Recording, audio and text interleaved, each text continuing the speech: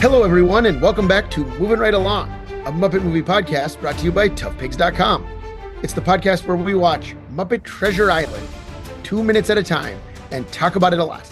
I'm your host, Anthony Strand. And I'm your other host, Ryan Rowe. And joining us today, we have a return guest, one of our favorites. Guest, introduce yourself, please. Hi, I'm Stephanie DeBruzzo, and I don't know. It's very generous of you to say one of your favorites. I bet you say that to all the guests. Oh, I think so. It's true. It's always a delight. Yes, an extremely special guest. Well, gosh, thank you so much. Absolutely.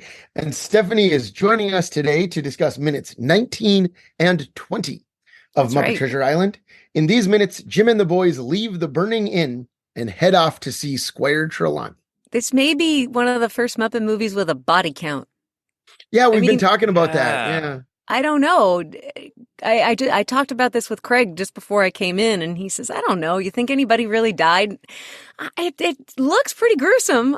Someone must, Billy Bones has already died on screen. Well, yes, but organic death versus violent implied. Explosion. Right. Although also we see Captain Flint pull out his two pistols at the start to kill his entire crew on the island. Yes, that's true. That's true. It's a lot. It's so much. It's so violent. Yeah. I don't think all those pirates made it through this explosion. I don't think so either. I'm guessing. It's hard to tell because we never see any of them again, So right. So because nobody cares. Right. We're not going to have Mr. Curly Twirly show up and be like, hey, everyone, Black Dog is fine. Although you never know, spinoff.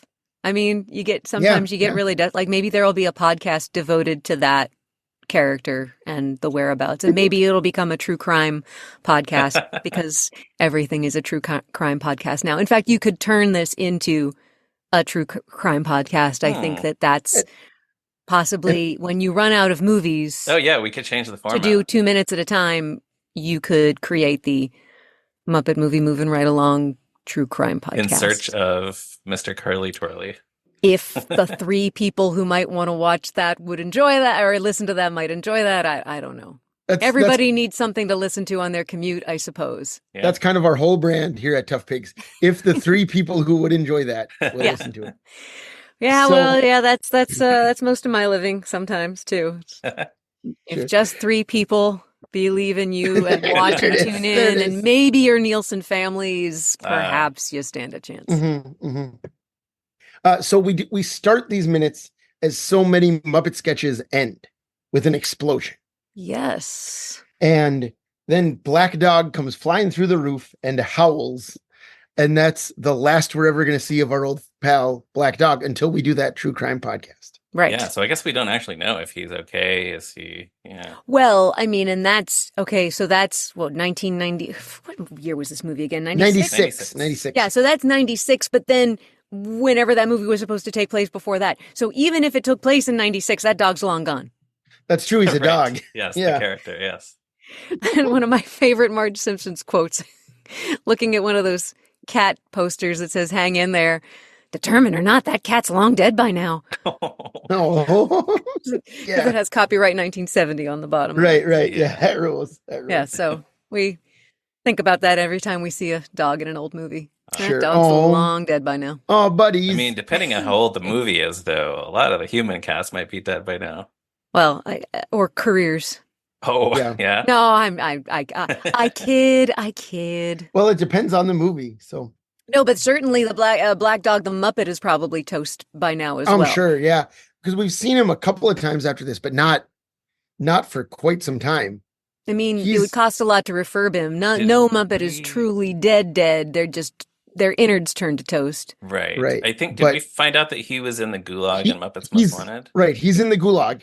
Oh, there you go. But not like he doesn't have any lines or anything, so he wasn't. Right. So that's featured. But even that's 10 years ago now. So Gulags are a good place to put ratty looking Muppets. Right. Because nobody would notice. Yeah. Exactly. Yeah. A lot of these pirates are in the Gulag in Muppets Most Wanted. And that's the last time we've seen them. If there's a good reason for this movie to existed, then if that's the only reason, great. Yeah, it is. Great. So then what happens? There's more explosions. Jim runs down the stairs. Gonzo and Rizzo fly out of the building. And as The they fire do, comes really close to Jim. I mean, I know everything is controlled on a movie set, but that looks Hmm. like it looks dangerous, And it's not CG fire.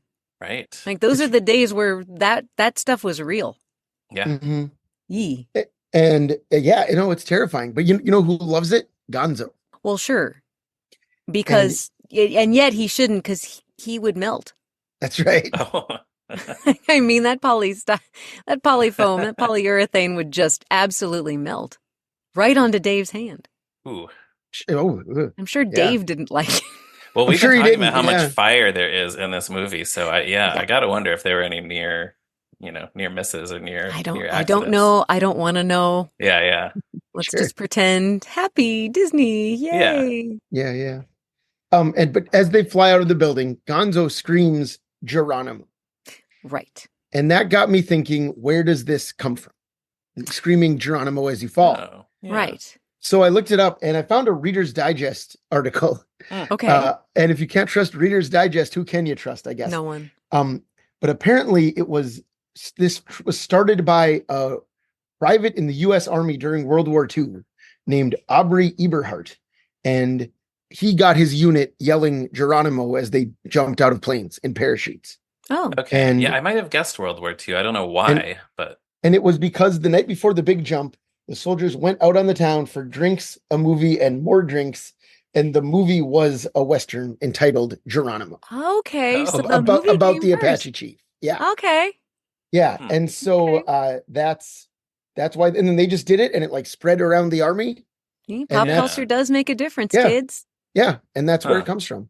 Wow. there is a gag in Hot Shots Part 2, I think, when they're jumping out of a plane and like one guy jumps out and says Geronimo, the next guy jumps out and says Geronimo, and then the third guy is like the Apache chief Geronimo who says me. And, I remember that. That's right. yeah. Very Mel Brooks, To Be or Not to Be, Heil Myself. Mm. Yeah. Right. For sure. Yeah.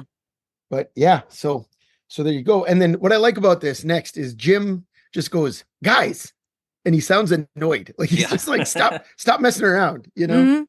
And then we get Gonzo says, what an exit through a brick wall. And Rizzo says, I am in such pain.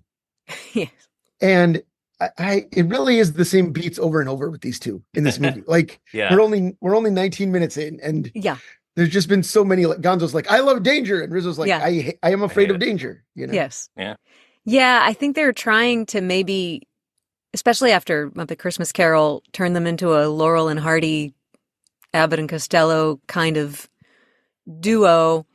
And yes, if you look at the dynamics of Laurel and Hardy and Abbott and Costello, it is the same kind of dynamic, but at least with Laurel and Hardy, there are different situations as opposed to this is just a lot of danger that one character likes and the other one doesn't. Yeah. Right. That's the thing. It Yeah. really is just kind of the same joke over and over.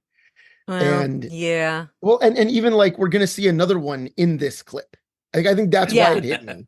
Yeah. Well, I mean I've talked about this already, I guess, but I think there's such diminishing returns from Christmas Carol on those two. Oh, sure. Sure. I think I'll be perfectly honest with you. I watched my 2 minutes, but I have not watched this entire movie since it came out. Wow. I have not really had a strong desire to. I've probably seen clips. Sure.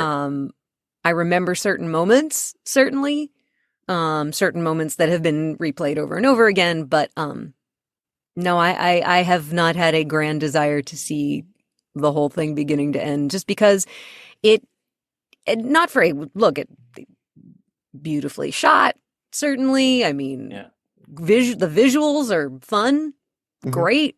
I just it wasn't compelling to me, but maybe it wasn't aimed at me, and that's Right, okay. and- I can acknowledge that. Right. And you're already on Sesame in 96, yeah? In fact, Sure. I was starting to do Seuss in 96. Oh, of course, yeah, right. Yeah.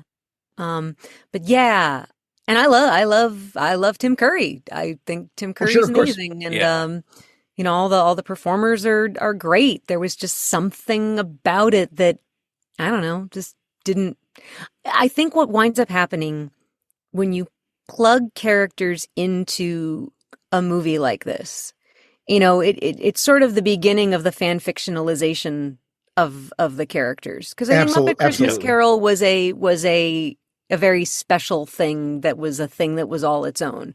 And then it became, okay, what else are we going to, how else are we going to do this? And then you start shoehorning. Mm-hmm. Yeah. And I think one of the reasons they picked this movie, or one of the reasons they may have picked this property, A, well, because it was public domain, but B, because you're not going to notice that there aren't any roles for women in it. And what troupe fits that really, really well? You're not wrong. You're not wrong. Yeah. I mean, and it goes back to some of the issues that I was starting to feel at that time of we're not really interested in expanding this character group,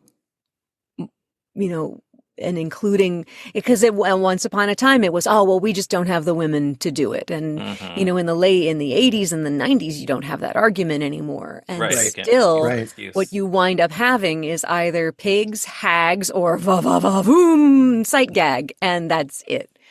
So I think that was one of the reasons why this was the film, is because you're not really going to notice other movies where, I always say this about the end of Muppets Take Manhattan and Manhattan Melodies, where you have the girls doing the somebody's getting married moment, and you're just thinking, wow, they're just scraping into any female. You got Camilla and Jill. One of them is Camilla, yeah. One of them's Camilla, Jill. One of them's Jill. Janice, who Piggy hasn't met, right? Well, exactly. Yes. Oh, you're right. Yes. So there's no real these are our gals going to buy wedding dresses. Right. It just happens to be the only remotely female characters and then Beth is Beth is behind the counter. Beth is selling the wedding dress. Right. Who the hell is this bear? So what I'm saying is that, and that happens all the time. I remember, I don't know if I've ever told this story, doing a high school play. We're doing Our Town, and, you go out to dinner, you go out afterwards, the cast goes out, and this is 87. And they start talking about the Muppet Show, and then they start saying, okay, well, Scott would be Kermit, and Jude would be, you'd be this character, and this would be this character, and Matt would be this character, and, Kim, she'd be Miss Piggy, and Heather, she'd be Janice, and they ran out of women before they got to me. Right, sure, yeah. And I didn't even have aspirations to be a Muppet performer at that time. that hadn't occurred to me, yet in life. Sure. But that stuck with me as a Muppet fan for a long time is, wow. There were 5 women at the table, there were maybe only 4 women at the table, and they ran out really fast. Wow. Right. There's basically 2 important characters on the Muppet Show, right? Well, speaking ones, certainly. You could include Camilla, right? That's... You could, but in 1987, people who aren't on the super fan on the internet aren't even going to think of Camilla. Right. No, exactly. As being that's what I mean. It's not... female Muppet character at that time. Yeah. When you're just sitting at the the diner. Yeah. Drinking your milkshake. Yeah. Right. Well, just we've not gonna heard that the other property they were considering when they made this was King Arthur, which again, there's Guinevere and there's Morgana. What is her name? I don't remember. Morgan Le Fay. Usually. Yeah. So 2 female characters. That's not much better. Yeah. Right. Yeah. No, it's a fascinating thing when you start plugging character groups into things of popular culture, and when you do that, sometimes there's a bit of shoehorning happening. We were just watching, we've been watching Moonlighting on Hulu, rewatching that. I hadn't seen a lot of these since they originally aired. Yeah, I watched the first season so far. I'm loving it. Well, so you haven't gotten to the Taming of the Shrew episode. No. Yeah. So again, they're basically doing Taming of the Shrew with these characters, and there's a bit of plugging in, but it works, because you basically have 4 characters. At this point, Curtis Armstrong has come into the show as Bert Viola, but he was brand new to the show. So even that was a bit of a stretch, because they had to establish that he had a relationship with Agnes or that she was in love with him early on. They didn't really hook up yet. Sorry if that's a spoiler. Forget that I said anything. Act surprised. I don't think we need to be worried about spoiling Moonlighting. Well, for you, I mean, you just got through the first season. Oh, I'm not worried. Okay. But yeah, when you do things like that, it's very rare that it's an exact fit. But it's something that certainly in the early days of the internet was happening a lot, as people were saying, oh, hey, let's plug if the Warner Brothers characters did, I don't know. Casablanca or whatever. Casablanca. Well, they do have those shirts that now. One, yeah. No, they had a short Carrot Blanca. Right. Yeah. And they had to, is it Honey Bunny? Yeah, because there's not even same thing with Looney Tunes. Right, and they had to create Lola Bunny for Space Jam. Female characters. It is well. That's one of the things that struck me about Animaniacs as an adult. Yeah, is Slappy Squirrel. Yeah. Oh, sure. I love Slappy Squirrel. Sure. She's the best. But like, it's like I say squirrel. Squirrel didn't come out. Sorry, lazy mouth today. It happens. No, it's like startling that the show dares to imagine a world where there can be a golden age female character who acts like Bugs Bunny. Right. You know, because who's just had it. Exactly. Because like no one at Warner Brothers in the 30s or 40s or 50s would have ever thought about it. No. Would have ever considered that could be a thing. Well, again, or they're hags, they're Granny or they're Witch Hazel. Right. Yeah, they're not going to fit into the leading lady category. Right. So that, again, you have to create that. And I just think that, I don't know. It's on one hand, I can't even say that I get it, but it was what it was. I guess the frustration is, okay, then let's evolve. But some people don't want that change, or they won't accept the change, or they're afraid that people won't accept the change. And I'm not even just saying that. I mean, again, in 1987, I had no skin in the game as a Muppet performer to feel the way I felt about them running out of Muppet roles, sitting around in a restaurant, imagining the cast of Our Town being Muppets on the Muppet Show. Who cares? Right, that's just fun. But it does sort of hit you in a way like, really? Oh, that's weird. Okay. Yeah. Right. But and then there's that feeling of, well, then why, maybe I'm Gonzo. Oh, right. Yeah. That's the thing. Not going to occur to anybody. Right. Yeah. Yeah. Right. Yeah. Or maybe I'm, I don't know, Rolf, or maybe, yeah, someone else that's not played by a woman. Yeah. Right. So I don't know. Yeah, no, it's too bad. Slappy Squirrel here. Awesome. Circling back. I love it. But no, it is too bad that we're still having that conversation, like you said. Yeah, it's not changing it really fast is. enough. Right. And speaking of things that have become tedious, our next thing in the movie is a nice segue. Thank you. It's Blind Pew, who says, I think I smell something burning. No, because see, he's blind, so he can't see the fire. So he isn't sure that there's a fire, because only sight makes you sure of things. And that's the joke. It's a pretty ableist joke there, but we weren't saying the word ableist in 96 either. Again, right. We learn, we grow. Yeah. Right. And again, like that, this is the last time we see him. Right. But man, we really that would be a sad way to go. It would. Yeah. I smell something burning and then be engulfed by fire. Oh, it's me. Yeah. Mm-hmm. Yeah, right. Exactly. Oh, it's me. Yeah. Just like Geronimo yelling me. Me. Oh. Mm-hmm. R.I.P. Blind Pew. Well, hey, and who knows if that got pitched and someone said, that's a bit dark. I mean, it seems like maybe it's just plausible enough that someone said, I smell someone burning. Right. Or I smell something burning. It's my leg. Right. And then he lifts up his arm. Yeah, exactly. Yeah. Yeah. It's for kids. Right. But yeah, so anyways, that's the last we see of our old pal, ?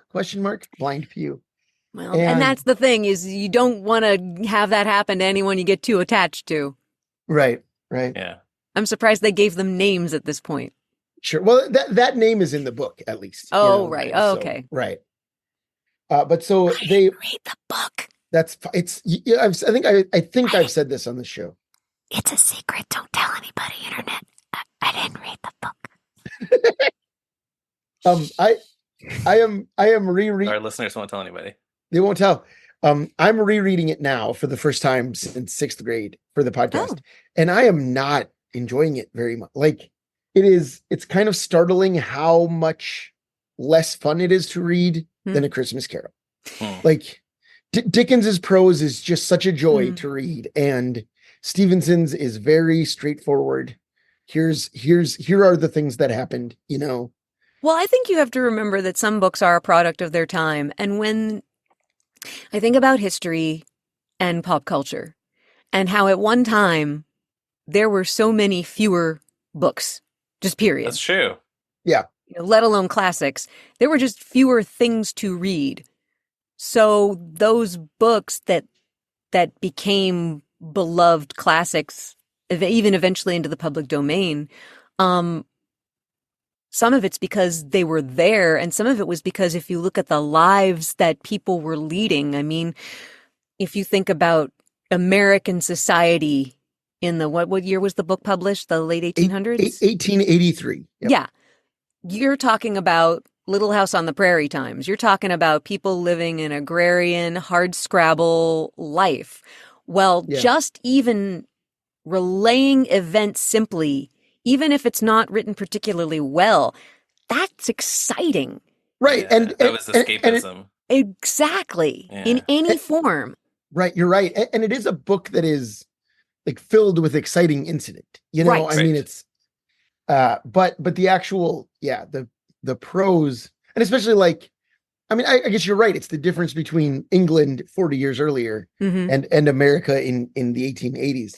Well, and right? look at how many bad movies are popular now. And I'm sure people 100 years will look back and say, how that's not even any good. How did this, but you know, you can't account. I mean, if it's what you need at the time, then it's going to become something that means something to you.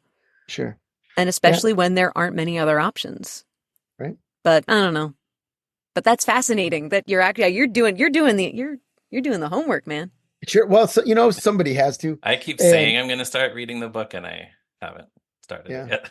It's okay. Well, I mean, I didn't think that. I mean, if I'd known I had to. Ago, no, you certainly did not have. No, of course not. You certainly did not have to read the book or rewatch the whole movie for this. We do not expect you to do. But again, watch my clip.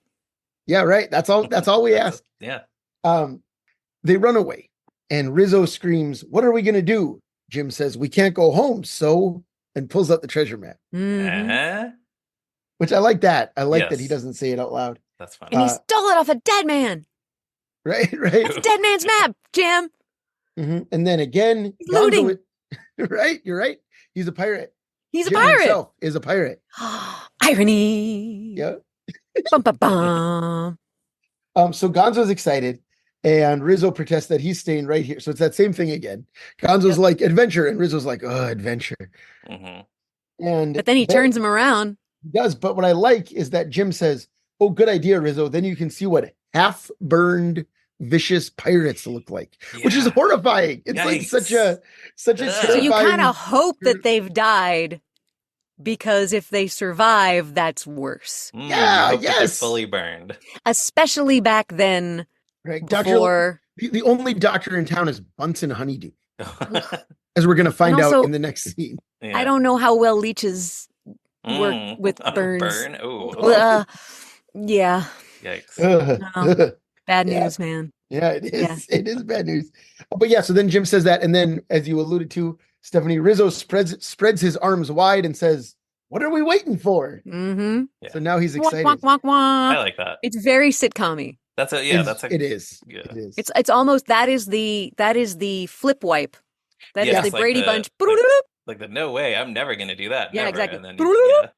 And then I feel ridiculous in this. Right, exactly. But so on the clips that you shared, Ryan, I did not see Rizzo's arm rods here. So were his arm rods digitally removed from this scene? Do we know? Oh. Because he like throws his arms out, and I could not see his rods. Oh, you didn't notice. No. Well, maybe they might have been on monofill if they just threw them out. Oh, sure. Yeah. Because that could be a possibility. If he's just throwing them out, you just put them on monofill and have someone raise them from above. So can you explain you wouldn't have any rods? Can you explain what Monofil's monofill like is? very like clear thread or fishing wire. We use monofill all the time. For example, the most famous example of use of monofill is the little invisible strand that runs from Big Bird's beak from his right hand to his left hand to act as a counterweight. If there is no puppeteer in Big Bird's right hand, but it appears to move, it's because Matt or Carol or whoever is in the bird is moving their left hand. The monofill goes from the left hand into the beak, into the right hand, acting sort of as a what is it, like a pulley system. The pulley, Yeah. Yes. Which I think most people would never notice unless they were really looking for it. Unless they exactly, and they tried. I think monofill is used for a lot of things. On Super Grover's cape, if you want to see it flap in the breeze, we'll put some monofill on that, and then have a puppeteer stand off on the sides. If you want to yoink something off screen that's light enough to not be rotted, you can attach some monofill to it, have it resting on the counter, and then just pull it away. And sure. Yeah, and sometimes the monofill will show up because it will reflect the light, so we'll Sharpie it black. Oh. So that it won't be as light reflective. Yeah. So you're sort of balancing that a lot. We use monofill a lot on things like Don Quixote. Sometimes we'll, use monofill on a prop or. Yeah, there's lots of different ways you can use monofill, and monofill on the old school Sesame Muppets with the rubber band mouths, like the leather, the old school letters, and their mouths would just be those rubber bands. The thing that pulls them down is monofill on a little ring at the end of it. So, in the Patti LaBelle, How I Love My Ex, which I puppeteered in that 50th anniversary finale on my left hand. Did you really? Big. That is meant to be a 2-hand puppet. And I had Prairie on my right and the X on my left, and it was not fun.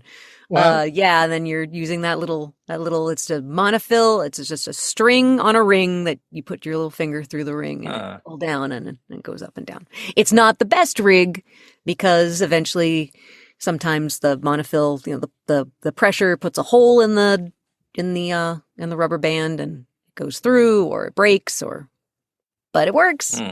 Yeah. There was something earlier in the movie in the director commentary where Brian Henson said something to the effect of, on a movie, they make a little bit more of an effort to hide the arm rods, but you can still see arm rods in this movie. So yeah, I'm not sure about this with Rizzo here, but sometimes they'll also, and I mean, Rizzo's so small, so I don't know if they did. You can run arm rods through the inside of the arms into the body, but that's really hard to you have very little control over what they can do. Or elbow rods are another way where you, instead of rigging them through the wrist, you can rig them to the elbow, but again, you have a much more limited range of motion. Right. And when you rig them through the elbow, you could then ostensibly hide the rods behind the puppet. Kevin Clash was always a really good wrangler. He had a wrangler's mind, and sometimes he would, and also I mean, all of our wranglers do, but I have found that certain performers who have that mind of a wrangler are very valuable to have on set because again, and it's always best idea wins, no matter who it comes from. But Kevin was always very skilled at knowing how could we rod this. Sometimes he wanted to rod it in a way where you go, oh God, no, I don't want that because then I'm not going to be able to make it look good. Okay, whatever you want, fine. But again, I don't mind seeing arm rods. I am in the school of they're puppets. It's weird. It's weirder if you don't see them, and you should. I agree. I'm inclined to agree with you. Have we had this conversation about the Kermit pistachio commercial?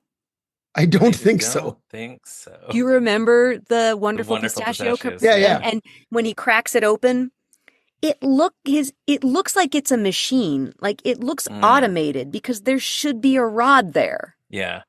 Sure. Huh. And it looks very strange that there's nothing holding that up. Yeah. So it almost looks mechanical or motion or like, or RC. And I know it's just painted out. To me, there's something that gets uncanny valley about it. Sure. Yeah. And I know that that's a weird thing to say with puppets. No, but I think I agree with you. Puppet's never going to be truly uncanny valley.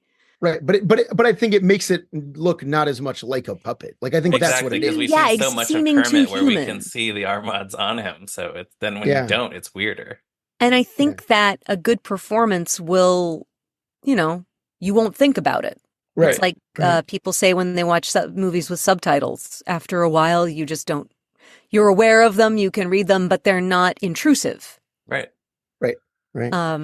But I know I'm in the minority on that. I know that there are people who are always, we can't, let's try not to see. Let's get some and I know they can look ugly, especially in close-ups. So, and I understand that. And I'm cognizant of trying to not be rotty, as we call it, in certain moments. But at the same time, this is just me though, and I don't begrudge anybody their opinions about arm rods. They can be ugly, they can look weird, and I know that Jim, back in the Muppet Show days, would paint the rods, and you can tell in Caper.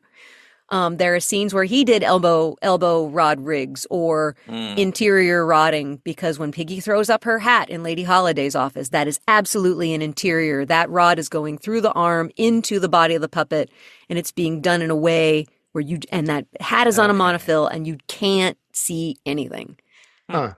See, this is why you're one of our favorite guests. Yes. Oh, because I'm nerdy? Stuff yes, absolutely. Like that rules. We don't even know enough we wouldn't even have conversations about this stuff. So, but I also don't want that to turn into it ruining the illusion for you by knowing too much, because but that's not how it works with listeners of our podcast. Like, right. If you're listening to us go through it 2 minutes at a time, our audience definitely wants to hear a real Muppet performer talk about how it actually works. Well, actually, I've got arm rods. I'm just a fake Muppet performer. I'm hiding them really well, though. But it just means that I don't have my full range of motion that I normally do. My wrists just don't have the flexibility that they usually do. Of course. Sorry, folks. It's a great illusion. Thank you. Of course. I have a great performer. Okay. And got real meta real fast. It did. I love it. Dude, I'm not going to be your favorite anymore. No, that she makes us think too much. No, that's never.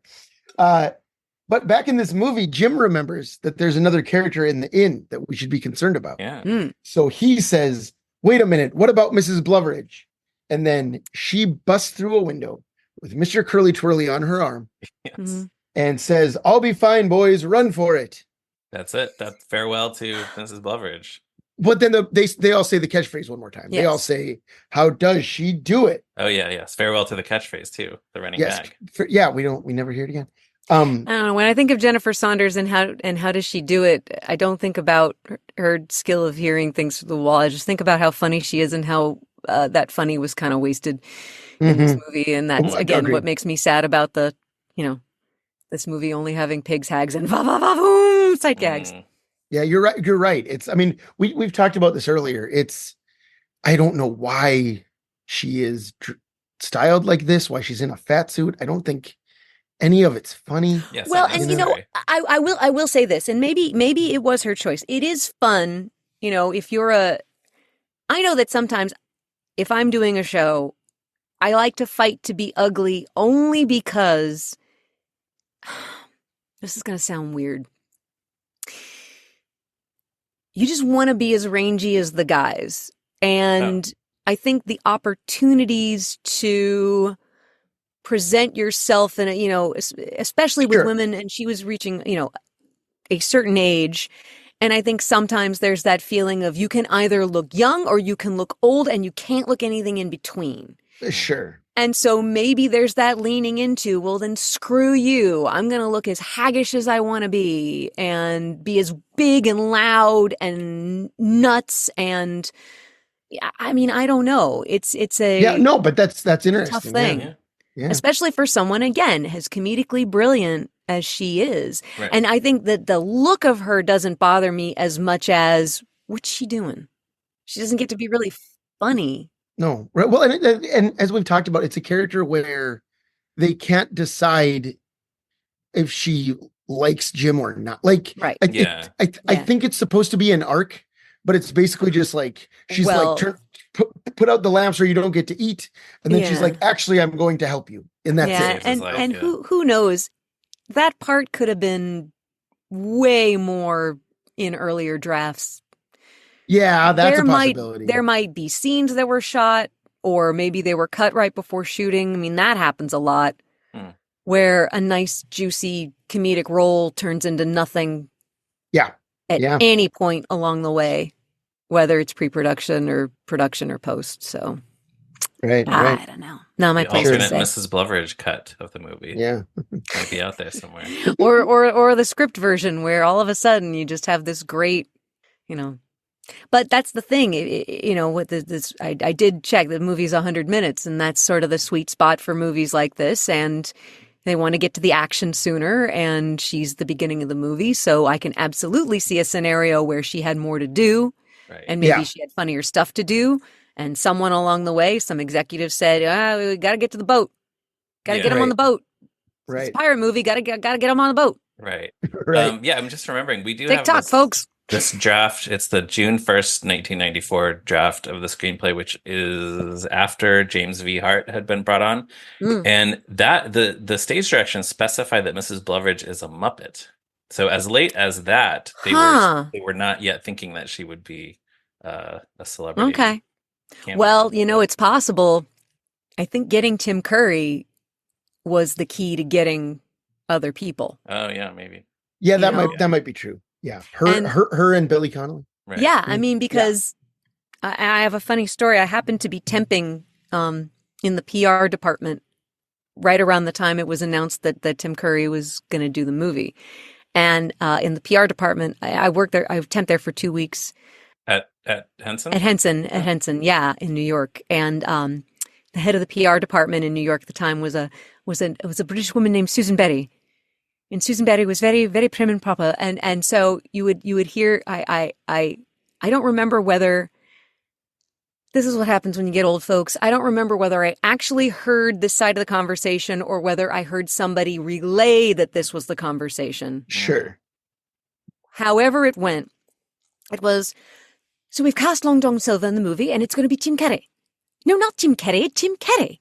No, not Jim Carrey, Jim Carrey.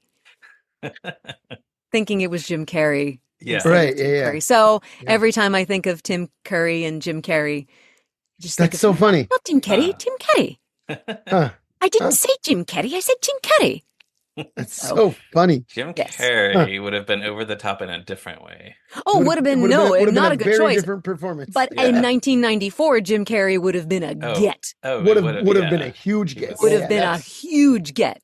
Yeah. So yes. So I suppose that conversation maybe makes a little more sense in historical context. Yeah. Right. But yes, I think that sometimes when you cast your lead, then you've got especially other British actors saying, "Oh, well, if Tim's on board, right, and it's safe." Right. Yeah. You might be right. So then the sun sets on the Admiral Benbow Inn, and naturally the sun rises on George the janitor, shaking his head in a powdered wig. Mm-hmm. And he is standing next to a food cart where an old woman puppet, who I think is one of Jerry and the Atrics from the Muppet Show, I think. Probably. Oh, I didn't notice. Or redressed or... Right. And anyway, it's Louise Gold. Yes. And she says, 2 for a penny, sir. Lovely hot baked potatoes. Yes. And George the janitor shakes his head and walks away. And this is my favorite moment in this clip. Like, I don't know. I've never thought about it because of Louise or George or both. George looks George is hilarious. George is like into it. He looks right at the camera and kind of shakes his head. But Louise, it's a funny voice. Like, she's so excited. Yeah, what a waste of Louise too, though. I mean, she could have played Mrs. Bluvridge. Yes, she could have. Yeah. Wow. But again, they're looking for names for that poster. Right. And, no, but I mean, like, if it had been a Muppet, like, I think that's. And I'm sure that it probably would have been Louise. Right. And, if it had been a Muppet. Right. Although, like, now that you mention it, she could have done it as a human too. Yes. That was my first instinct. Right. Yeah. Louise is a human. Right. She was doing some stuff, but she wasn't. Yeah, she wasn't a star. She wasn't Jennifer Saunders, well known. Right. Exactly. Yeah. But I'm glad because this is kind of the only. I'm sure she has other speaking parts in the movie, but this is like her one featured moment, and it's just yelling about baked potatoes. And sometimes with a situation like this, you take what you can get. Sure. And she gave it. No one could have given it more. Right. Can't ask for anything more than that. No. Right. Commitment, funny, great, one line, boom. Mm-hmm. Yep. Good night. Right. So then Jim and the boys ride up in a horse-drawn carriage. They're sitting in the back of it, sitting on bags and stuff, exhausted and still covered in soot, which I like. I like that they still look filthy. Mm-hmm. I was trying to remember if there's ever a moment where they, like, is there a reference to them getting to wash their faces later or something? I don't know. I guess they just become cleaner later and we assume that they got to wash up. Lately, I think about this a lot when I watch an action movie or especially Star Wars. Mm-hmm. And I think, my God, they don't shower, do they? Oh, yeah, no, I mean... When do they take a shower? We never know that. When do they change? Yeah. I mean, I especially was thinking about it with, poor Rey on that desert planet. And then she's just on adventure to adventure. She barely sleeps. Yeah. Doesn't seem like she got to shower, let alone change. I mean, she just has the one set of clothes. Yeah. There's no laundry. You're right. And, I don't know when that's going to happen, yeah. So, again, I mean, and you hear about this all the time, man. There was a time when you walk outside and it did not smell good. Sure. Nothing smelled good. Animals, people. Yeah, people were rotting not bathing fish, like they do now. Lack of refrigeration. Mm-hmm. I mean, all of it. So we live in magical times, my friend. It's true. Yes, it's true. I'm so grateful. But yes, as far as washing their faces, I that's the least of it. I just think that they just, and again, the pirates too. It's the life of a pirate. Oh, yeah. Oh man, Yeah. I can't even imagine what shit, the pirates smell like. Non-stop filth. Especially in I mean, I hate to say this word now in the context that we're saying it, but bowels of the ship. Oh. Wah. Yeah. Yeah. Maybe that's why they call it that. It might be. Yeah. Etymology, kids. Yeah, right. So then when they get to Squire Trelawney's house, Jim and the boys just jump off and the cart keeps moving, which I like. The implication that they just hopped onto this cart at some point. I think so. Kind of like the old, the old hobos on a freight train sort of thing. Yeah, yeah, exactly. Yeah. Just way more noticeable in this case. Mm-hmm. Mm-hmm. Yeah. And then they go up to the front door. It has a helpful sign. Jim reads the sign. Trelawney and Son, Master Shipbuilders. And Rizzo says, whoa, reality check, guys. Do we really believe some bozo is going to give us a ship just because we show him Captain Bones' map? And Rizzo is going to say the word bozo again in the very next scene. Well, so Rizzo's a bozo boy in this one. And I never thought about it before. Sometimes when you're shooting things out of sequence, as you often do in a film, sometimes you forget if you've used a certain word a certain way at a certain time, or maybe it's an alt take where in one take he calls him a bozo and in another take he calls him a knucklehead, and the editors just said, we're going to do the bozo take for both of them. I don't know. Well, or maybe it was meant to be a runner. And right. Rizzo becomes bozo boy. Callback, yeah. Right, because spoiler, it's Fozzie that he does call a bozo in the very next scene. Who is the young Squire Trelawney? Bozo is a good word. It is. It's a good word. Yeah. It's not an ableist word. It's a good word. Right. Although sometimes, actually, at the time, I'm trying to wonder if they weren't worried about copyright of bozo. Because of Bozo the Clown was definitely still on in 96. Yeah. So I don't know. But maybe, I don't know. Yeah, but I think it's also just a word. Like, I think the clown is named after a pre-existing word. It's hard sometimes to, Yeah. And I guess we also don't know, and this is one of those, like, nobody really cares questions, but how did they know that Trelawney and Sons was the place that they should go to bring the map to get a ship to go find the treasure? I guess they just asked around town until they... Script told Yelp. Well, yeah. It was the script. It's written down for them in the script. Good, okay. Yeah, just like in the Muppet movie. That's right. I think that in movies like that, it's best not to think too hard about those things. I don't want to see a scene where they're asking everybody around town, where can we go to? That's boring. So yeah, right. Well, are either of you familiar with the musical Urinetown? I know it exists. That's all I know about it. So what that musical does, in a beautiful way, they have a device. They have little Sally, who is an urchin, who is like a 10-year-old inquisitive urchin, and I forget, it's Officer, what is his name? Anyway, they sort of carry the story throughout, and little Sally asks questions, and Urinetown happens to be about a dystopian future where they run out of water. And one of the big opening songs, or one of the early songs, is "It's a Privilege to Pee." It is illegal. Public urination is illegal, but there's no water, so you have to pay to pee. And of course, at one point, Sally, says, "Hydroponics. What about hydroponics?" And so the officer says, "Well, little Sally, in a musical, sometimes it's best to focus on just one part of one element of a story, so the audience doesn't have to think too much about things." Sure, I'm paraphrasing the hell out of it. Right, of course. Those people who know every word of the cast recording, but it's very much that mentality. Yeah.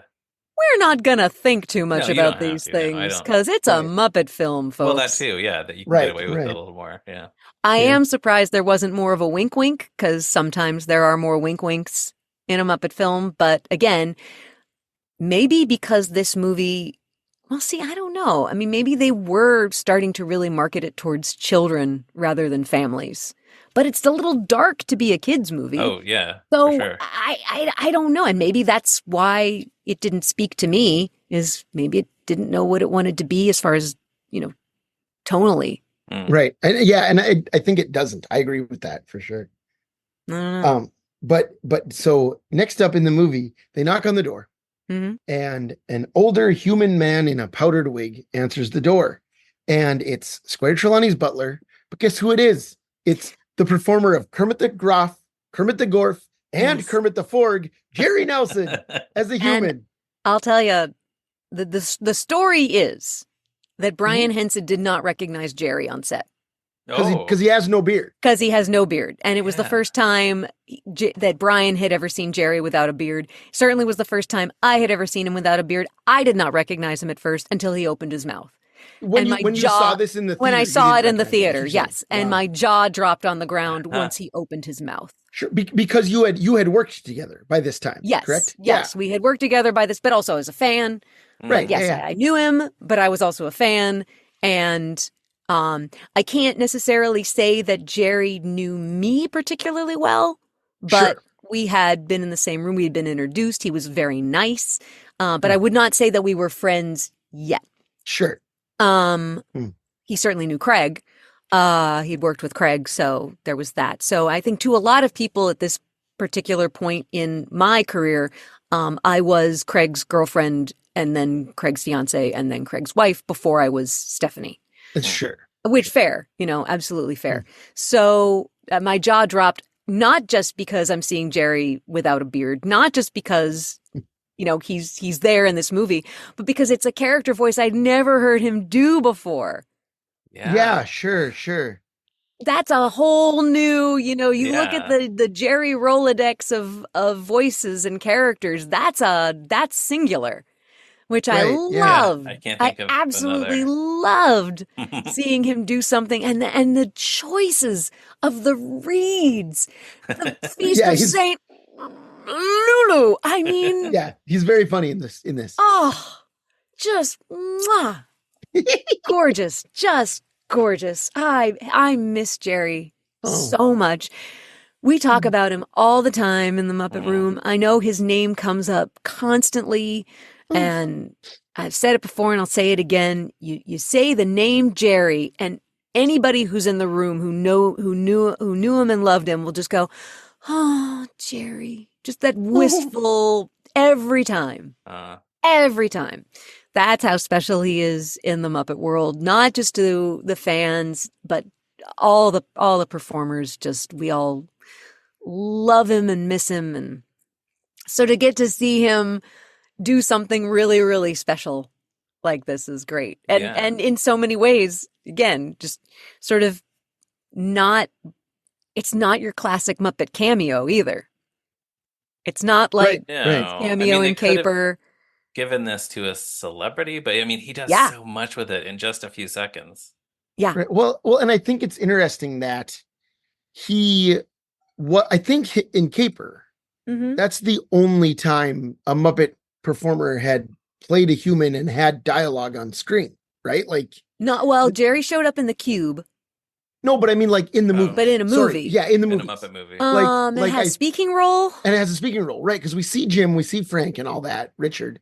Mm-hmm. But none of them say anything, right? They actually have a line. Well, I mean, Richard says, "Hey, move, out of the way." I suppose so. When he's playing the cab driver. But Frank doesn't have any. Frank doesn't have any lines. Movie? He doesn't, right? Fozzie does. Oh well, no. You know what? When he's in the club as the motorcycle guy, you hear him go "Waka waka." Oh yeah, that's right. That's right. Okay, so over the bar. So I'm wrong about that, but you can't really hear it because it's so loud. I mean, you get that on maybe 10th viewing. Right. But he is certainly the only one to have two, dialogue scenes. This is a role. This is a real role. This isn't even a cameo. This is a nice, featured. Yeah, it could have been a celebrity, and who knows? Maybe it was supposed to be someone who dropped out at the last minute. Yeah, I'd be curious. Stranger things happen. Yeah. That's why I played the dentist on that episode of Sesame Street, is because someone dropped out 12 hours before we were going to shoot it.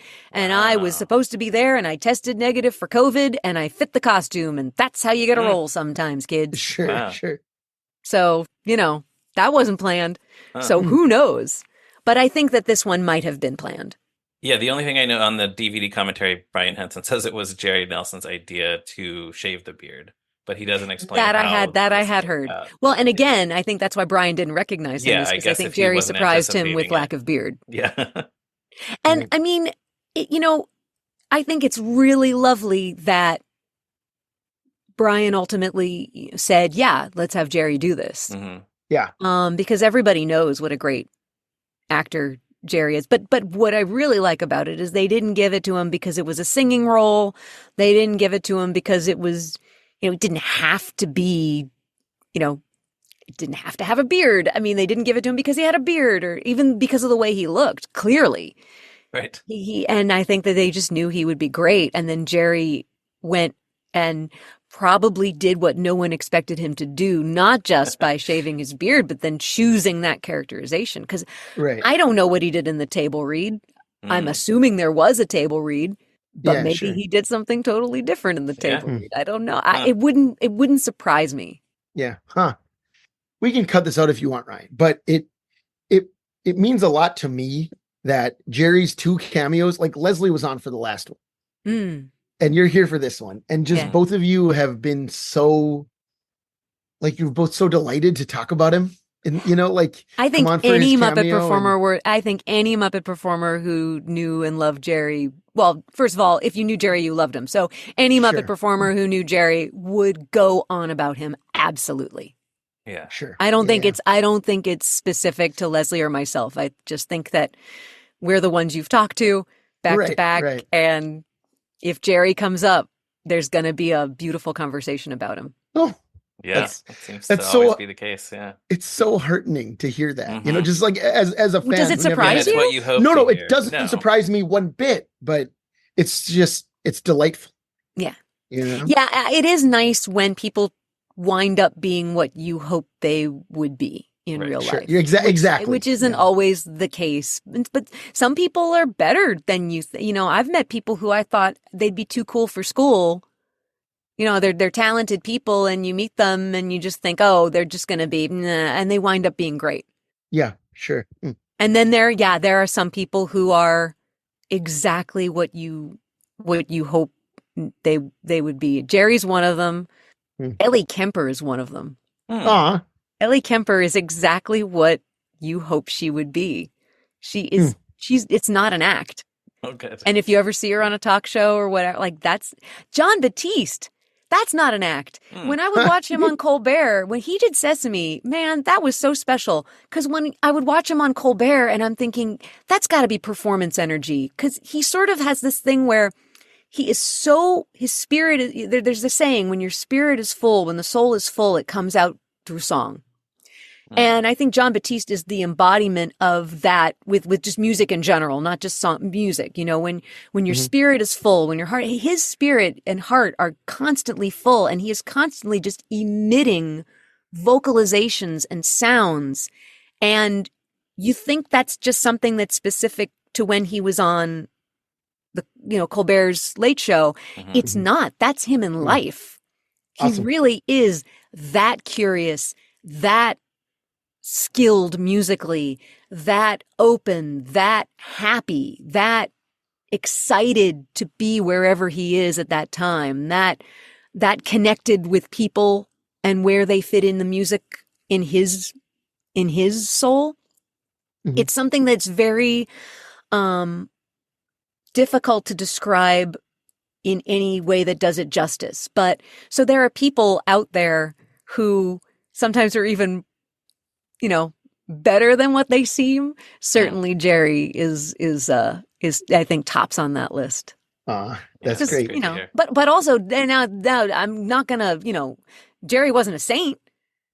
Sure, of course. Jerry wasn't an angel. Jerry had the most wicked sense of humor. Jerry could be a bad boy. And that's what made him even better, is that he wasn't a saint. Like, he wasn't this untouchable God. He was very human. Sure. And especially when he was not well. Sure. He was very frank and honest and also self-deprecating. He never took what he did too seriously, but he respected what he did. He knew that he was lucky. He said as much, but I remember asking him if he, ever was doing voiceovers. Nah, they're not interested in me. I tried doing that. And, he had his share of failure. He had his share of heartbreak. And of course, it sucks that adversity sometimes really does make you a more interesting person. But I think that he lived his life. And I think that's what makes you an interesting person, is you live your life. And the more you live your life, the more you're going to get hurt. Yeah. And so no one can ever say that Jerry Nelson didn't live his life. Now, whatever that means to you, as far as what that is or what that should be, it doesn't matter. I never saw him do anything halfway. Like, he never phoned it in. And and he would be the first to self-deprecate his puppetry and say, just like Carol Spinney, who is another person who is exactly what you hope he would be in real life. He'd be the first to say, puppetry is, I don't care about that. But the character, he always cared about character. Sure. He always cared if it was funny. He always, and he was never selfish. He was a very giving performer. But what makes this little, featured role so special is that he got to take a little. That he knew, and he also has, all performers have a at least a smidge of vanity. Yeah, sure. And he, the term "shoot your shot," he did it.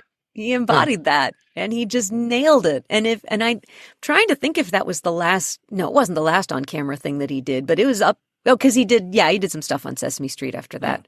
But as far as the films, I don't think he did on camera stuff in the movies after that. Right. Well, he's not in space, right? No, it's the only. I think it's Steve Whitmire and like Peter Linz. Yeah. Guys, the right? John Kennedy, right? They're like right as the hippie guys. So Drew Massey, I think. If that's going to be his last feature film. Well, and Muppet Guys Talking, but that's a documentary. Yeah. If that's going to be his last feature film role, that's pretty kick-ass. Yeah, it is. Yeah, for sure. Sorry, I babble about Jerry, but I babble about everything. No, please. Par for the course. So we should talk about what he does here. He, as you say, he comes out shoulders kind of hunched up, and he says, "May I help you?" And Jim says they want to gives "may" 5 syllables. He does. It's true. May I? How do you do that? God, Jerry, you're so good. It's true. Jim says they want to speak with Squire Trelawney. And Jerry says the Squire's in Long Nidri for the grouse season, which Long Nidri is a real coastal village in Scotland. So that's not just a funny name. For it the helps, grouse though. season. It does. It's great. Well, so is the song in the infamous The Boy From, Schwarvler Pulkvan Garish Quinvud Sam Docilio Gal Gal Goch. You ever hear that song? I don't know that one. And then he says that he will return on, as you alluded to earlier, Stephanie, the Feast of Saint Lulu. Lulu. I encourage our listeners to also say Lulu out loud the way Jerry does.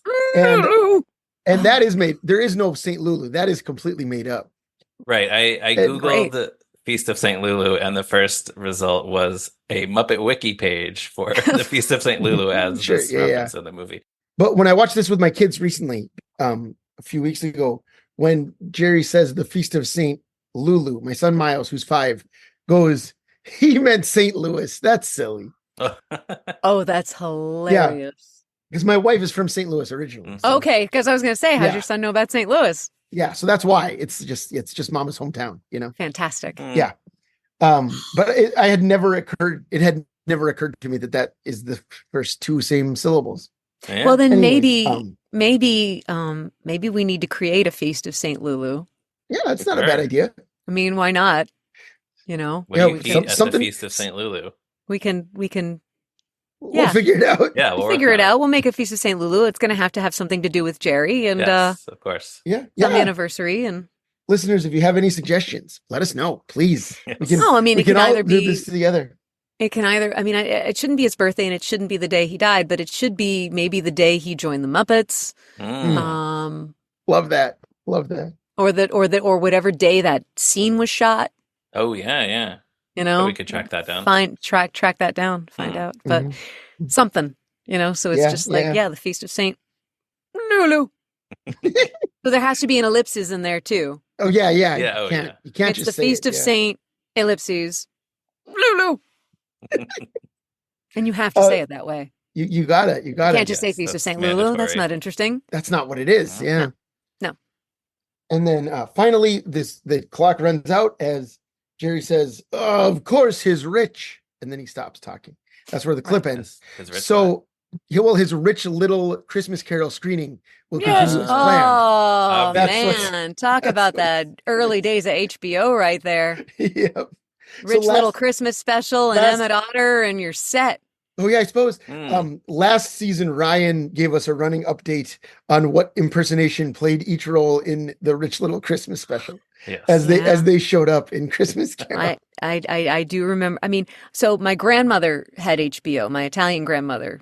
I don't know how they afforded it because they had no money, but somehow she had HBO. So that would be the only place where I could ever see anything that was ever on HBO. And we would always spend Christmas Eve. Christmas Eve is the Italian, the Feast of the Saint Fishes and whatever. Sure. That would be where we would all cram in for Christmas Eve. And then my other grandmother, on my mom's side, that would be Christmas Day. And I do remember watching I didn't see it all the way through, but I remember the Peter Sellers as Clouseau as one of the ghosts, and I think his W.C. Fields was Scrooge. That's Scrooge. Yeah. Yes. That's yeah. right. Because I think I remember will you denounce liquor and all forms of sin or whatever? And I don't know. Yeah. Right. Yeah. Yeah. I don't know. But talk about someone who did the worst Muppet impressions. And he's still very much alive. I mean, I'm sorry, Mr. Little. Still works all the time, yeah. Well, yeah. I mean, he still works all the time. Yeah. We've talked. Now, I'm not going to say anything. Oh, I shouldn't say anything. You would not be the first on this podcast to insult Rich Little. Yeah. No, but don't worry about it. So, Craig, there was recently a Jack Benny virtual convention. And Rich Little was on for, I guess he used to do his Jack Benny, of course. Yes. And I believe in Christmas Carol, I think Jack Benny is the boy who he throws the coins to buy the turkey. Which, of course, if anything, I think Jack Benny would have been Scrooge, but that's a whole other, Yeah. Anyway. But the kid, he gets the coins. See, and Jack Yeah. Benny's he's stingy, so he wants the coins. Yeah, Right. But yeah, he should be Scrooge. You're right. Rich Little, what are you doing? Well, Rich, and this is back. Okay, granted, this is a million years ago, but man, Rich Little's he's gotten real conservative. Like, Yes. scary conservative. Yeah, And he I recently don't want to talk about that, but he's gotten real scary. Right. He recently starred in a play as Nixon about how Nixon did nothing wrong. What? No, I hadn't heard about that. Yeah, let me look it up. I'm gonna look it up. We don't. No, we can cut he was this, just but- saying some really distressing things that I don't want to repeat. And Right. and of course, he did not know his audience. Sure. Because all of a sudden the panel on Zoom got real quiet. Yeah. Right. You gotta be real sure before you start saying. You got to stuff be like real that. sure. Yeah. So the play was called Trial on the Potomac: The Impeachment of Richard Nixon, and it was off Broadway in 2021. Of course it was, because he didn't care about COVID in 2021. No, right? No. Ooh, doctor. Yeah. So anyways, sorry to wade us into those waters, perhaps, but that just about brings us down to the end.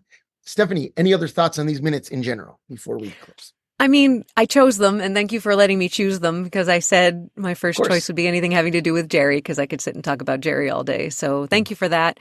I feel like everything that needed to be said. Oh, well, you know what? Let me talk about Kevin Bishop for a second, because I didn't realize. Now, I don't know if any of you ever watched the Rebel Wilson sitcom Super Fun Night. It was on around 2013, 2014. It was a lot of fun, and I don't know if I it's remember it streaming existing. anywhere. Yeah. It was the first time I ever saw Lauren Ash do anything. She was on Superstore, and she's now on Not Dead Yet. She's great. She's a great actress.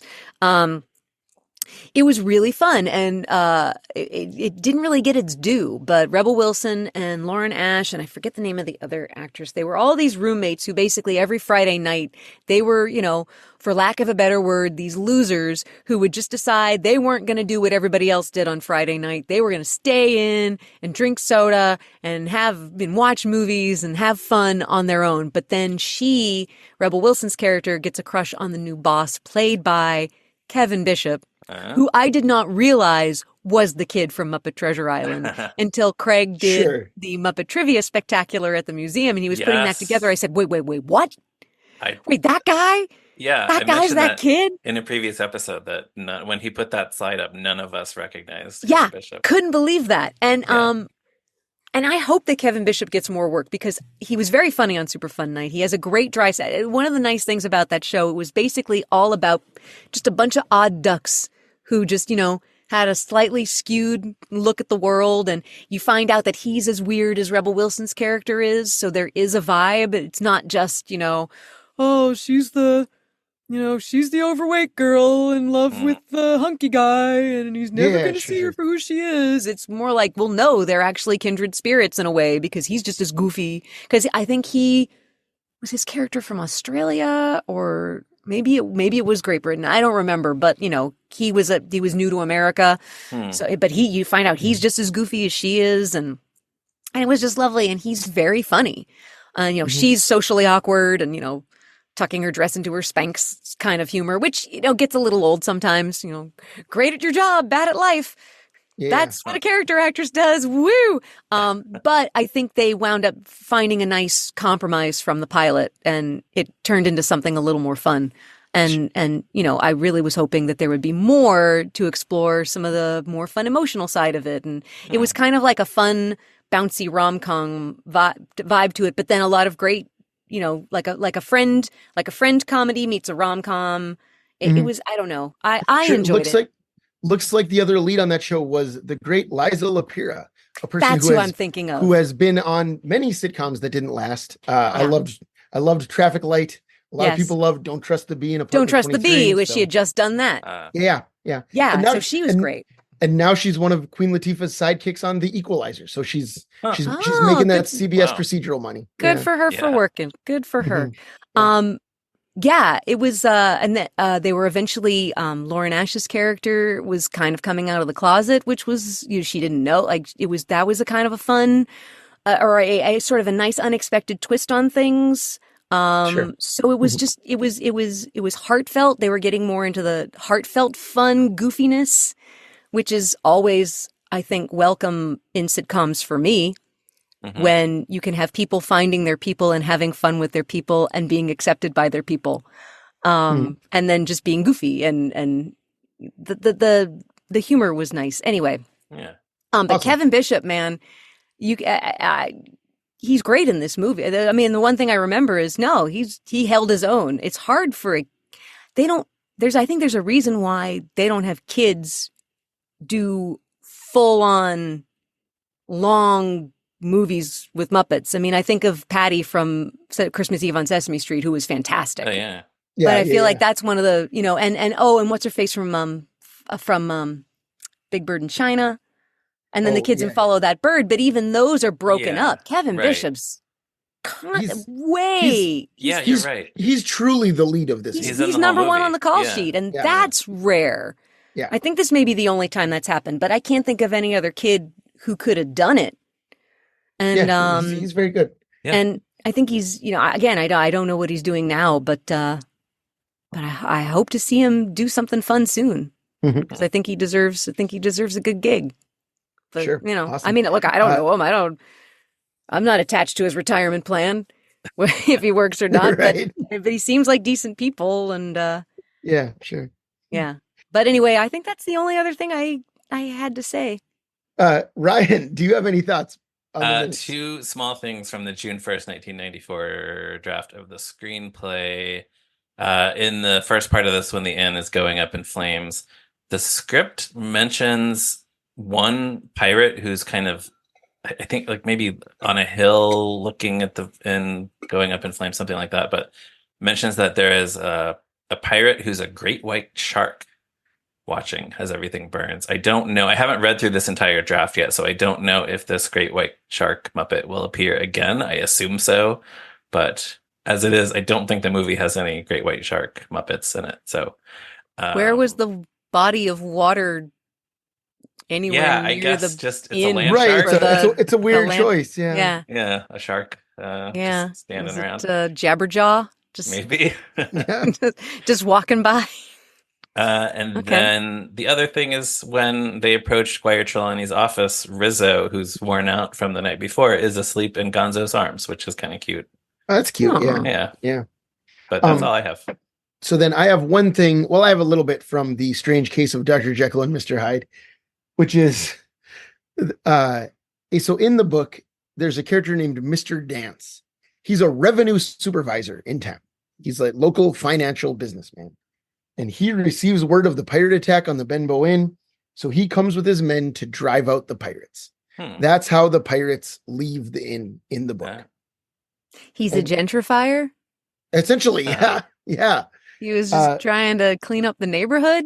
I guess, yeah. For property values? Pretty much, yeah. Well, because then he does tell Jim that he'll make sure the inn gets cleaned up or whatever. But he, along with his man Dogger, his man Dogger, which I really like, they set out to take Jim to Dr. Livesey's house. So you were wondering Ryan, you were wondering how they know to find Squire Trelawney. Yeah. In the book, an adult man named Mr. Dance is we have to go talk to Dr. Livesey and Squire Trelawney. I'll take you there. But then it makes you wonder if he's a revenue, revenue supervisor. He's got to get something out of this. Right, you would think so. Yeah, he's not doing this out of the goodness of his heart. Nobody's a revenue anything without getting something in return. Yeah, that's true. Yeah.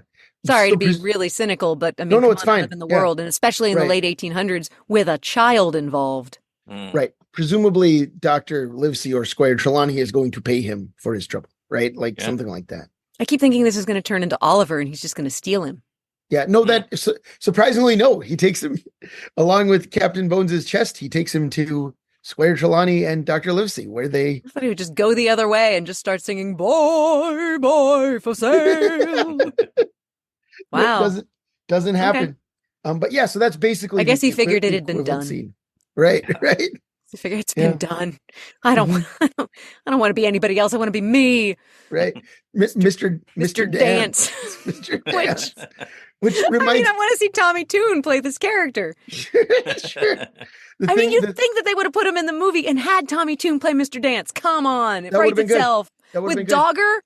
Come on, you got the sprocket puppet. It's right there. Man, yeah. It's right Dogger. Yeah, Dogger could have been Sprocket. But when it's funny because when again, I think 100 minutes, get to the boat, kids, get to the boat, get to the boat. But what I picture as Mr. Dance is, do you remember the Sesame Street interstitial where there's a pencil going dance and erasing things with his eraser head? Yes, that's who I picture. He was rapping. That was a rapping pencil because that's what pencils did in the 90s is they rapped and breakdanced. Because that's what the kids were doing. And if you want to get the kids, you got to get the hipness. Yeah. That was a might hip be how I pencil. learned about breakdancing. I don't know. Oh, sure. I love that Edie McClurg has joined the chat. Oh, well, thank you. Yeah, he's a righteous dude. Sorry, Awesome. folks. No, Sorry. no, do not. None of you apologize. asked for any of this. This is exactly what we asked for when we invited you on the program. I appreciate it. I appreciate it. And now before we go, we have 2 questions to ask you, Stephanie. Yes. First one is, what you alluded to this earlier, and it sounds like the answer is not much, but what is your history with the movie Muppet Treasure Island? Not much. Although I am married to the man who wrote the Muppet Treasure Island video game. So, right, of course, yeah. So that was kind of in our household for a while, I suppose. And I'm very proud of Mr. Craig Shemin's mid-90s video game, or should I say CD-ROM work. Yeah. It is quite impressive. But yeah, I feel like there was a home video that was gonna happen that I was gonna get to work on, and then I didn't. Oh, And that was the sing-along, maybe? Maybe. Because there is a sing-along video. Yeah. That ties in with the movie. And then it took I was maybe gonna right hand on it, but then that didn't happen. Mm. And then, other than the Jim Carrey conversation, this was the first Muppet movie to come out while I was sort of in that, for the first time I was kind of in that world. Mm-hmm. So it was weird to get a sense that but it was happening over in England. So there was never any sense of, you hear scuttlebutt of who's working on it. I do remember at Sesame people saying, yeah, they're going to shoot it over there. They're not going to use any of us, for anything. Cause there hadn't been a movie shot in New York since Muppets Take Manhattan. Yeah. So, that's how, but at the time Sesame was still shooting 6 months out of the year. So I just remember being in the Muppet Room and hearing that conversation and, as little as I was working at Sesame at the time. So it was kind of weird on one hand, it was exciting to think, oh, wow, okay, so this is a movie where I might know some of the people, like actually have met some of the people working on it. And then I just remember kind of being a little disappointed by it. And also, I heard stories about, Frank wasn't going to be able to work on it, so Kevin was going to be doing his characters, and just hearing scuttlebutt about that. But it's all just scuttlebutt. It's not really anything fun or juicy, or you just know. At one point, you're just like, yeah, I don't have anything to do with it, so it's just good for them. Yeah, right. And sure. that wound up being most of my career for the next 30 years. Is good for them. Great. Great. Happy for them. No, and in most cases, genuinely, seriously, I'm really proud of my friend. I mean, I was just talking to Matt and Eric yesterday, and I can't believe I came up with these guys and they're freaking Muppet superstars. I'm friends with Kermit and Fozzie. Like, that's just mind blowing to me. I'm so proud of those guys. They deserve everything they get, and in my mind, it's never my good for them is a genuine good for them. Sure. Kick-ass good for them. Yeah. So, sure. all my pals. Yeah. That's great. That's good to hear. Yeah, it's true. I mean, and I think that's the nicest thing about getting older and finally realizing, like, no, it's not about what you're doing. It's like, no, you can really genuinely be happy for your friends because they are doing great work. And I am so proud of the work that all my friends are doing after really working so hard to do it. And I love watching, and even people who are already established. We had Snuffy on set the other day. My God. And I'm just in awe of Marty Robinson every time I watch him work. And I'm thinking, I can't believe I'm friends with this guy. And I'm so excited. His production of Annika's Elephants is going up soon. And I'm just so happy for my friends who are continuing to do great things. I think that's the best part about getting older and getting over yourself Because when you're young, all you're thinking about is, well, where do I fit in this world, or what am I going to do? And yeah, we're always concerned about paying our bills. I mean, I don't know what the hell Hollywood and show business is going to be like next year or in the next 5 years. That's a whole other story and a whole other podcast. But as far as the way your perspective changes as you get older, it really is lovely to be able to sit and look at what everybody else is doing and not necessarily, you can be a little jealous maybe, but not hate them for doing something the way you might, your jealousy might be a little more bitter when you're younger and you wish you could do it. Of course I wish I could do the things that everybody else is doing, but I could still have that place where I'm just like, no, you kick ass. It's great. Awesome. Sorry, you can trim that as you wish. Redundancy galore. That would be my James Bond name. Redundancy galore. Those are with specific feelings and universal feelings. I think everyone could apply to their own thing. Yeah, I think that's right. Yeah. Just waiting. That's the only good part about getting older, kids. You can slappy squirrel your way through life. Full circle. Oh, awesome. You had another question, I believe. Well, yes, and I don't know if you have an answer for this one. Where do you rank it among the Muppet movies? Among the 8 films, where do you put Treasure Island? I was just going to say, how many are there? 8. I mean, it's definitely not in the top 4, but I don't know. Sometimes I think ranking is kind of a useless pastime. Sure, and that can be your answer. Like, that's fine. I mean, also, who the hell cares what I think about Muppet Treasure Island, like in the grand scheme of life? Sure, yeah. All that matters. It's different. You know, nobody's gonna be walking around saying, "Oh, she really." I mean, granted, I will say yes. When we did the We Got This episode, where I did convince an entire panel that Muppet Caper was the superior movie, I was very proud of my persuasion, my abilities, to persuade. That my powers of persuasion. I was very, very proud of that. That said, who the hell cares what I think? I hope that nobody says, "Gee, I used to love this movie, but Stephanie made some excellent point." No, don't listen to me. I'm just a sad old woman. Oh, sure. All right. Come on, sloppy squirrel. Yeah, for sure. Our I guest get has it. been sloppy squirrel. Okay, we'll bring it on a high note. I can't end with sad old woman slappy squirrel. Yay. Great. All right. On that note, that is it for this one. Listeners, you can always check out toughpigs.com on the website at that address. We're on social media all over the place at Tough Pigs. You can become a patron of ours on Patreon. You can email us right here to tell us how Stephanie's thoughts have changed your opinion of this movie at movingrightalong@toughpigs.com. You can follow Ryan on Blue Sky at me, Ryan Rowe, and on Letterboxd at Movies Are Neat. You can follow me on Blue Sky at Durwood Clapper and on Letterboxd at Zeppo Marxist.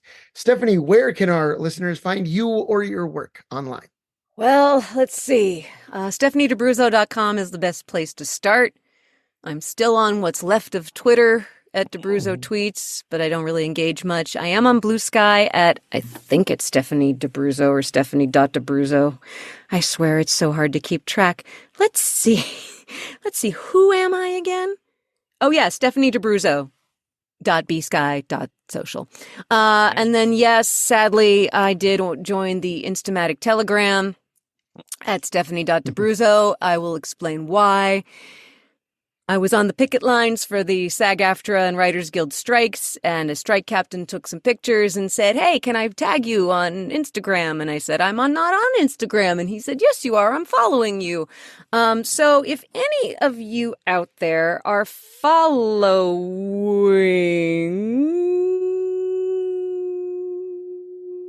Stephanie.DeBruzzo is what I follow you under. That's yes, you, right? But if you are following ZO Stephanie 8583, that is not me. Oh, weird. That person has a bunch of people I know, 317 people following them, but they have not posted and they are not following anyone, but they did crib an old Twitter feed, old Twitter bio of mine. And again, ZO Stephanie 8583 on the Instamatic Telegram is not me. That is your public service announcement for today. So I joined in October of 2023, only because I thought, crap, I got to stake my claim. So forever, Mark Zuckerberg did not know anything about me, and now the metaverse has my deets. So, oh well. Sure. That's my very long story of where you can find me. All right. Thank you. And thank you so much for joining us, Stephanie. Thanks for letting me babble. Always a thrill. Yes. And wonderful. Thank you, as always, to Morgan Davy for designing our logo. And thank you, listener, for giving us that positive review and for telling everyone that you see that moving right along is something they should listen to. Join us next week for another episode. Bye-bye. We'll be back after the Feast of St. LULU.